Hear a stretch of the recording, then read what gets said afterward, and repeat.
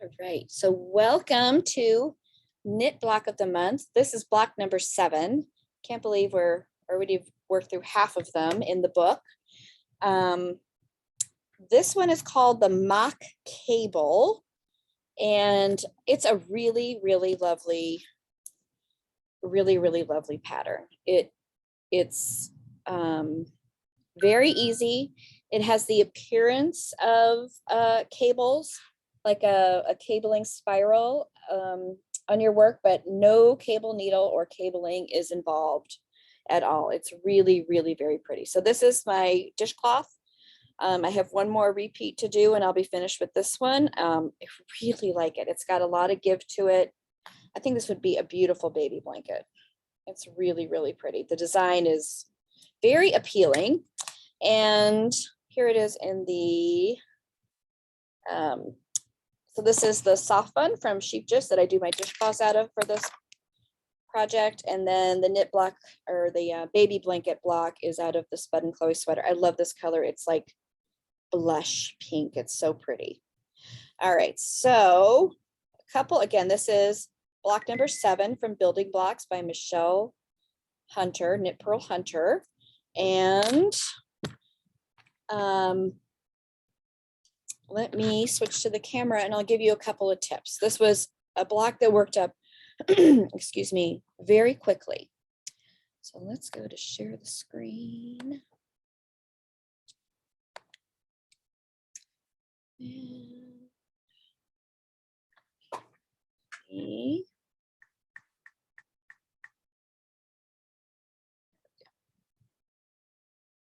Okay, we'll start there. So I still have this on the needles here, so I can't completely spread it out. Beautiful block, really nice to work with. A couple of tips I'm going to give you for this one. It is comprised of, zoom in a little, it is a 4-row repeating pattern. And because you've got this very clear design, it's very easy to see how many repeats you've done. That you repeat the 4 rows a total of 14 times. So it's really easy for me to tell here. Here is the end of the first repeat, second, third, fourth, fifth, sixth. It's really easy to figure out where you are in the pattern. Okay, so that's a number one of the reasons I really liked it. It was really easy to tell where I was. I do recommend putting it clearly just fell off, a marker for your right side as you're getting started, because the pattern doesn't immediately appear, and rows 1 and row 2 of the pattern are mirror images of each other, and it would be easy to get, if you're somebody who finds yourself getting confused which row you're on, put a right side marker on this. You can also put a marker for your border stitches, your 4 border stitches on each side. Markers anywhere else in the repeat aren't necessary. I couldn't even find a good place to put them in. You really just don't need them for this. You could break it up into every 5 stitches, but good gravy, you would have so many markers on here. It would take you, you would have to slog through it just slipping markers all the time. So you don't need that. Now the mock cable is created by doing a slip stitch. And it becomes really exaggerated because you're slipping over 2 stitches, okay? So one of the things you really need to know about slip stitches, and a slip stitch is a stitch that is not worked. It is just moved from one needle to the other. And in this particular pattern, it will be moved with the yarn in back. It does not denote where the yarn is supposed to be, but the yarn is in back, and you are slipping it purlwise. Anytime you see a pattern where you're supposed to slip a stitch, if it doesn't tell you purlwise, or doesn't tell, purlwise would be as if you were going to purl it, knitwise would be as if you were going to knit it. If it doesn't tell you, always slip it purlwise, okay? And there's a reason for that. If you were to slip it knitwise, it puts a twist on the stitch and makes it a little bit tighter. We're going to have to do something with that slip stitch. We don't need it any tighter, so it does need to stay slipped purlwise, and our working yarn will be at the back. Okay, so that's one of the techniques in this block. Another one is an acronym you may or may not be familiar with, which is called PSSO, which is pass, slip, stitch, over. And in this case, you are passing a slip stitch over 2 stitches that you knit. Okay, so that's what that stands for. I'm just looking at my notes here. And I think that's it for the main part. The coming back row, I want to show you something. So you start with your border, your 48 stitches. The very first thing you have to do is a setup row where we're going to increase 10 stitches. And they have you increasing the 10 stitches. So don't forget about the setup row. So we're going to go from, we have 42 stitches in between for our body stitches when we start, 4 on each end, and then the 42 in the middle. Our very first setup row, we're going to increase that to 52. So a total of 60 stitches on the needle, but 52 where we'll be working the body stitches. And you do that by starting with a knit 3 and then knitting front and back. I'm just gonna, in case you're watching this and you aren't familiar or need a little refresher on knit front and back, I'm gonna show you. You go into knit a stitch as usual. Instead of pulling the stitch off, take your front needle, swing it around to the back leg of the stitch, which is back here, knit into it, wrap it, pull it through. So now instead of 2 loops on my right hand needle, instead of 1 loop, excuse me, I now have 2 loops, and then I can slide that stitch off. So I've created 2 stitches out of 1. Okay, that's a knit front and back. And you do that across your row until you've got a total of 52 stitches. Now, stitch count is important in this block because when you do a pass, slip, stitch over, that is a decrease. So on one of your rows, you're actually going to be decreasing back down to 42 stitches. And then in the next row, you add the stitch back in. So until you've got the hang of the pattern, I would say through the first maybe 2 repeats, when you finish that row 3 where we're decreasing, double check your stitch count so that you're not running into, and I've denoted where I didn't do that. I have a problem. I'm going to show you how to fix it, but save yourself a break and give yourself a break and count those stitches before you start your next row where you're increasing the stitches back in. Otherwise, it throws your whole pattern off. And undoing slip stitches or bound off stitches can be kind of annoying. They can drop down easily. You're just better off saving yourself and doing some counting real quick. Okay. So let me show you how to do this little cute pattern. Rows, you'll do your setup row and then you'll move on to row 2. Row 2 is nothing but knit 3 purls. It's just knits and purls, knit 3, purl 2, establishing it all across. Rows 1 and row 2 of this pattern are really easy. It's just knits and purls. It's rows 3 and 4 of this particular repeat where something different happens. So I'm just going to move ahead to row 3, which is the row where we do the slip stitches and we pass the slip stitch over. All right, so our repeat of it starts with a slip 1. Okay, so I'm going to slip 1, my yarn is in the back, slip 1 purlwise, then I'm going to knit 2. And because a slip stitch, this first one right here, isn't knit, it is a little looser than your knit stitches. So it should, when I go to lift it with my left needle, lift it up, and I hold on to my working yarn back here, which helps keep my 2 knit stitches on the needle, over and off. So I'm binding off that stitch, coming across the 2 stitches that I knit. Okay, and that is passing the slip stitch over. It also means over and off and binding it off. Second part of our repeat is to purl 2. And then I repeat, take my yarn to the back, important. You don't want to slip the stitch with the yarn in front. You want to slip it with the yarn in back, slip it purlwise, and then knit 2. Go back, take that slipped stitch, pass it up over, and I'm got some tension on my working yarn here, which is helping to keep my 2 knit stitches safely on the needle and off. So what you get is this nice little, gives the appearance that you're doing like a spiral. It gives it a little spiral appearance. All right, purl 2.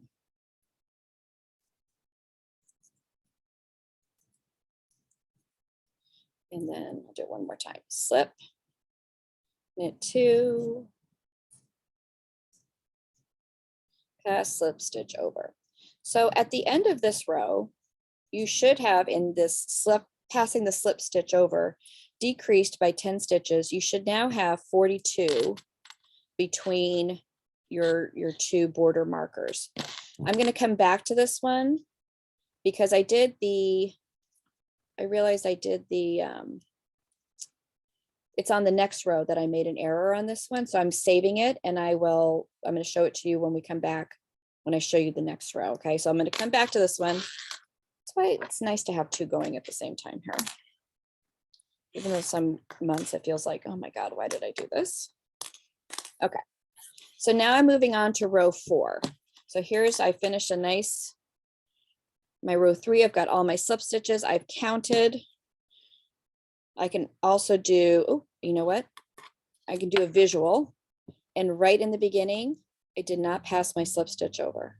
Look at that. I did my purl 2 and I didn't take the time to pass it over. So if I were to count these, I would have 1.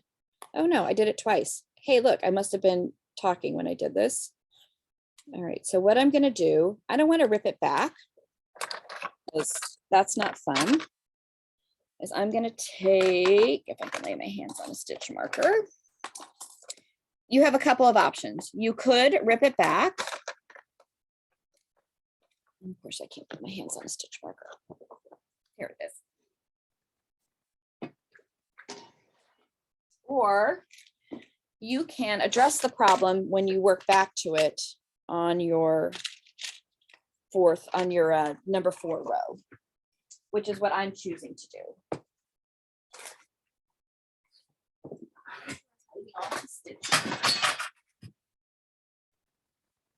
Okay, here we go. So I'm going to, I didn't even know I was making such an excellent. I'm going to mark the stitches that should be slipped over. So this stitch should have slipped over these 2. That one's fine, that one's fine, that one's fine, that one's fine, that one, that one, that one, that one, that one. Hey, I did it again. Okay. So I'm just going to mark those.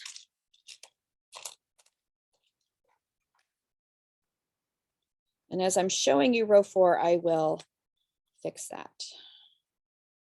Because clearly it's going to happen. It is an easy block, but it is easy to miss that little step if you're kind of in the groove, particularly this far along in it.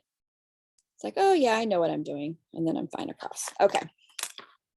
So I'm going to watch for those markers and I'll fix those stitches as I come to them. So row 4, begin with your seed stitch border. Remember, when you're doing a wrong side row, you will always be starting with the purl stitch. Hold on, my camera timed out. Let's go back.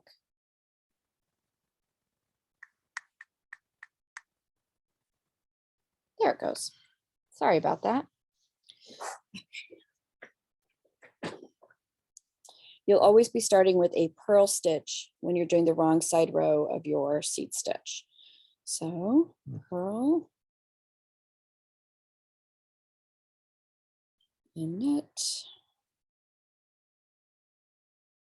purl and knit. So in a perfect world, I would have had 42 stitches in my border, in my body stitches. And now I have to put those stitches back in. So the way you do this is I'm going to knit 2, which is the beginning part of my row. So on these stitches that aren't involved in the cable, you will always be knitting your knits and purling your purls. So on this side, there'll always be knits. On the other side, there'll always be purls, which makes it nice and easy. So now I've come to, if I were to flip this over, I'm going to flip it this way. Here is my past slip stitch over, and here's the 2 stitches I slipped over. I want to make sure I am, as I'm adding stitches back in, I'm adding them back in the same place. So since this is where a stitch disappeared, here's where I need to add it back in. And the way we do this, and this may not be something you've done much of, is I'm going to purl 1, yarn over, purl 1. So I'm going to bring my yarn forward to purl.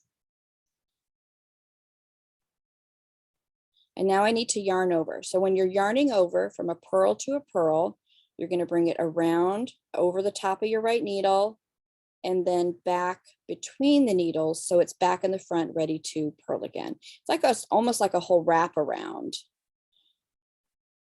It's a little bit different than when you're doing a knitwise, when you're knitting and doing a yarn over. You're just kind of carrying the yarn over. This, you have to bring it all the way around. So now I've added a stitch back in, and anytime you're making a yarn over, you're making an eyelet, which is what you're going to get. So you look down here, you have this underneath your slip stitch, you have this nice eyelet in the middle, okay? So I've added them back in, and now I have 2 knit stitches, and I'm always going to knit my knits and purl my purls. Knit, knit. And here is one of my marked stitches.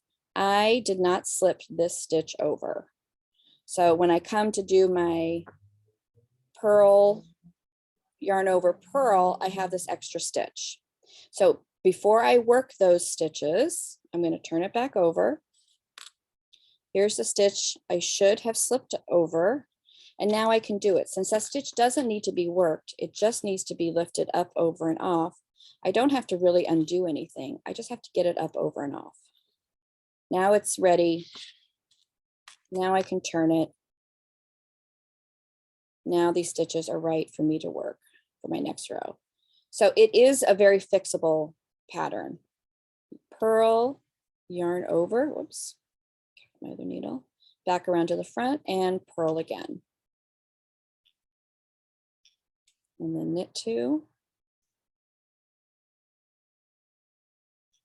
And then these look right. Purl, yarn over, and purl. And you'll do that all the way across. So I'll do that all the way across. Everything will be right until I get down to this last one, which I'll fix the same way. Now I'm going to come back to this one because I made a mistake. I didn't count my stitches because I got cocky, as I'm wont to do sometimes. And I'm going to take this marker out now. I got here and I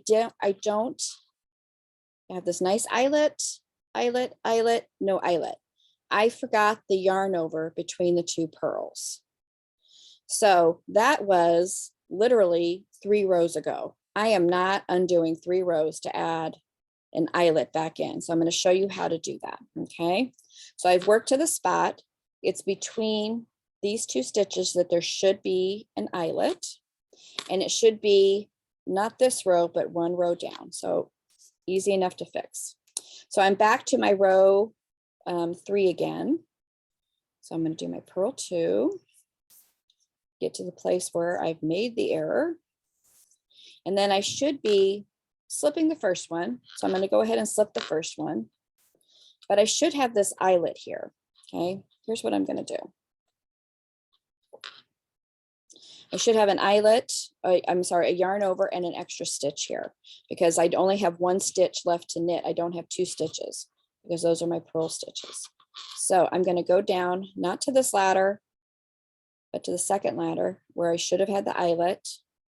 I'm going to take a crochet hook and I'm going to kind of wrap it around and lift it. And I'm going to do it again, just a second here and show you. And now I've got an eyelet. It might look a little wonky. I don't think it really will though. I think it's going to work out just fine, but way easier than ripping back 3 rows. So I'm going to take that off again. I'm going to show you how to do it again. This is also how you if you ever forget a yarn over in a project, if it's on the row below, you can simply usually just lift the yarn between the stitches back onto the stitch, and there's your yarn over. But since this was 2 rows below, not only was it here, but then it should have gotten knit or purled as well. Okay, so here's picking up the yarn over, and then here's picking up the purl that should have gone with it and lifting it onto the needle. All right, so now I can finish my stitch. I slipped one, now I have 2 to knit. And now I can pass the slip stitch over. I'm going to go ahead and do the next purl 2, and then we'll look to see how that looks. Purl 2. All right, so if I lay it back, so just a little. So I think it actually looks fine. The yarn over, or the eyelet is in the right spot. These stitches might seem a little tight, but overall you can't tell, and it saved a ton of time by not having to rip back. So also another plus for doing this if you enjoy doing this pattern, eminently fixable, which is really nice. You don't, in doing traditional cables with a cable needle, fixing is not fun because you're reordering the number where the stitches are. So you have to drop down, undo them, redo them in the correct row. This is very fixable, very pretty. This would be a beautiful overall part. I mean, it would be beautiful in a sweater. It would be beautiful even in a tank top for the summer. This would be really pretty to make this, use this stitch pattern. And as I've shown, you can fix the yarn over and you can fix the slip stitch, because I did both mistakes on both projects. That's just a little gift from me to you, making the mistakes. I'm just saying. I'm here for you. And then you continue on. Then when we get to the end, hopefully I don't have any other mistakes here. You have to get back, because we've done all this increasing. You'll continue on into your last repeat. You will do row 1 one more time, and then just like we had a set up row, we've got kind of a unset up or a tear down row that we need to do. And that is to decrease all those stitches we added on early on in the beginning. And we do that by purling 2 together. So we're doing it on a wrong side row. And knit 1, knit 2. See, when I'm talking, I don't remember if I've slipped or knit. And then you'll get back down to your 42 stitches for your body, 48 stitches overall, and then you can do your seed stitch border at the top. I believe those are all the notes I had. Are there any questions? It really was pretty easy. And I showed you the 2 things that would probably screw you up. Really a pretty block, really squishy and soft. The Blue Sky Fibers sweater, which used to be called Spud and Chloe sweater, they're rebranding it under their umbrella name, Blue Sky Fibers. Really, really soft to work with. I'm going to start putting some of the blocks together, because now I have enough for like half my blanket. So you can start to see what it's going to look like put all together. We actually had a couple new people start and came into the shop who are starting the process early on or halfway through, but want to make the blanket. So I'm going to work on that. And that's all I've got for you today. No questions? Awesome. I'm just going to stop recording real quick here.